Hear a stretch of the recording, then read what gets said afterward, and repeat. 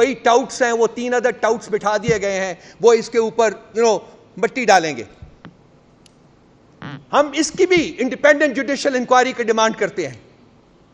اس ملک میں کبھی تو ایسا کوئی ایک رسم ڈالیے کہ اصل مجرمین جو ہیں ان کو انرتھ کیا جا سکے، ان کو پکڑا جا سکے، ان کو سزائیں دی جا سکیں اور عوام کو بخشا جائے. ہمیشہ عوام ہی اس ملک کے جبر اور فسطائیت کے شکار ہوتے ہیں. یہ رسم ختم ہونی چاہیے. اب خالد صاحب آپ کچھ پولیٹیکل دیکھ لیجئے جو سچویشن ہے.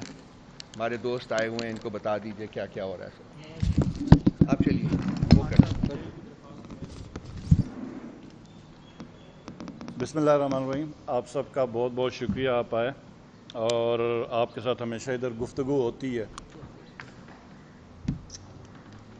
یہ جو ریسنٹلی انسیڈنٹس ہوئے ہیں اس کے اوپر میں کمنٹ کروں گا، باقی میرے ساتھیوں نے بول دیا ہوا، اسپیشلی باول نگر کے اوپر. اب یہ ملک ایک ایسا مذاق بن چکا ہے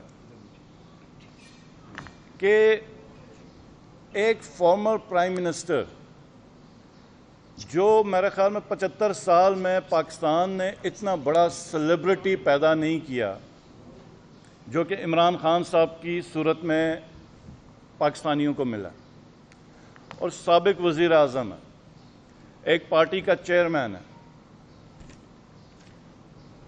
اس کے اوپر اٹیمپٹ ہوتی ہے مرڈر کی، گولیاں لگتی، ویڈیو فوٹیجز ہیں،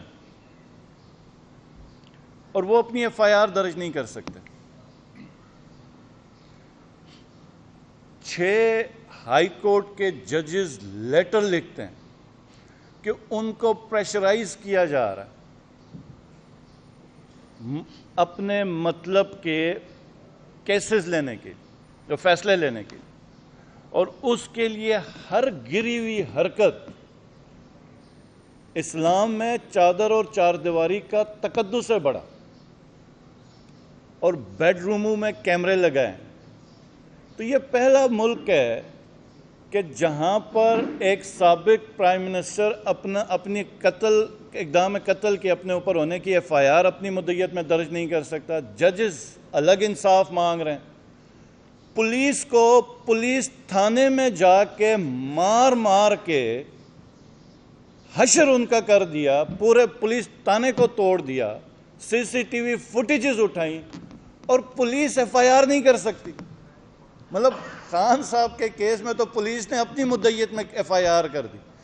ادھر تو اتنا نظام بے بس ہے کہ اپنی مدعیت میں بھی یہ ایف آئی آر نہیں کر سکے. تو اب ایسا جس وقت عالم ہو، حکومت ایک فارم 47 کے اوپر بنی ہو، تو آپ کس سے بات کریں گے؟ یہ تو پورا سسٹم مذاق ہے.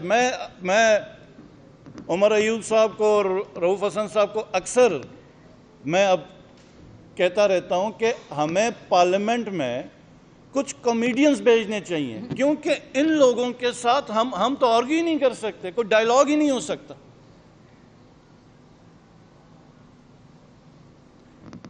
اور ایک ایسی حکومت جس کی جو عوام کے ریپرزنٹیٹیوز ہی نہیں ہیں، وہ کیسے عوام کے فیصلے کریں گے؟ یاد ہوگا امریکہ میں ایک بڑی مہم چلی تھی، no taxation without representation. G B میں بھی آج ٹیکس کا ایک بہت بڑا ایشو ہے. وہ یہی کہتے ہیں کہ نو ٹیکسیشن وداؤٹ ریپرزنٹیشن، کہ آپ ہم سے فائنینشل، آپ ہمارے سے کٹوتیاں کریں، چیزیں کلیکٹ کریں.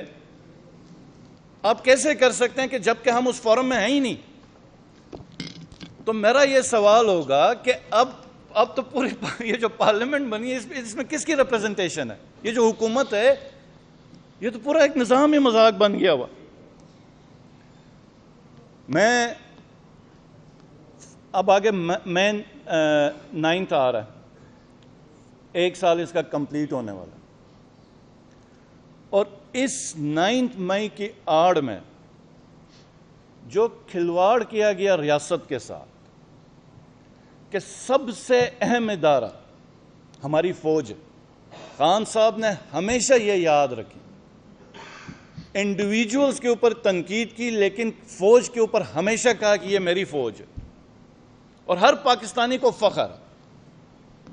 اس 9 مئی کو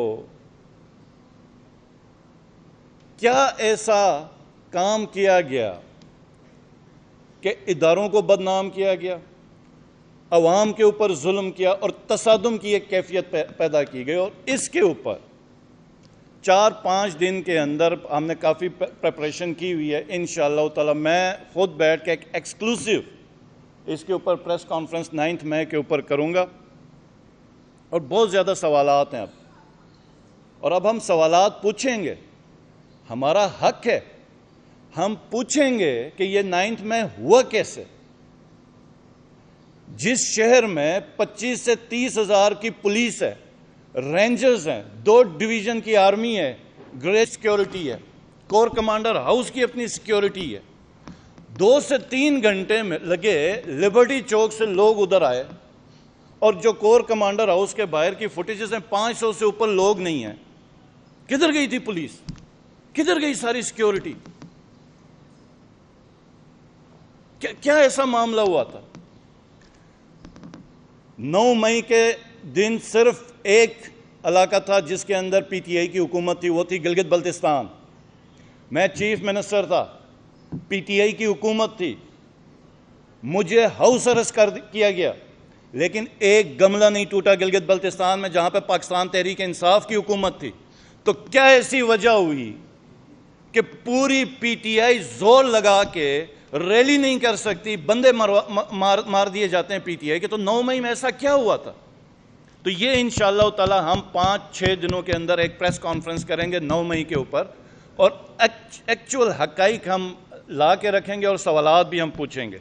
لیکن اس وقت جو ایک کنسرننگ چیز ہے، کیونکہ مذاق تو پورا کیا ہوا نظام کا، 4 اپلیکیشنز نیب کورٹ میں خان صاحب کی صحت کے حوالے سے میڈیکل چیک اپ کے لیے دی گئی ہیں، 4 اپلیکیشنز ہیں، اور آج ابھی خالد صاحب دوبارہ جا رہے تھے ایک اپلیکیشن دینے کے لیے نیب کورٹ میں،